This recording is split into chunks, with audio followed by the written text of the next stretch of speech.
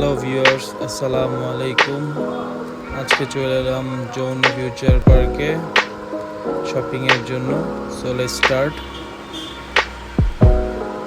প্রথমেই চলে এলাম বাচ্চাদের কিডস জোনে। দেখতেই পাচ্ছেন সবাই খুব খেলাধুলা নিয়ে ব্যস্ত। বেশ ভালোই করেছে কিডস জোনটা। চারিপাশে তাকিয়ে দেখলাম খুব সুন্দর লাইটিং করেছে হয়তো এদের জন্য। বেশ ভালোই লাগছিল, দেখতেই পাচ্ছেন। আমি গভীর রাতে গিয়েছিলাম, রাত বাজে তখন প্রায় 12টা।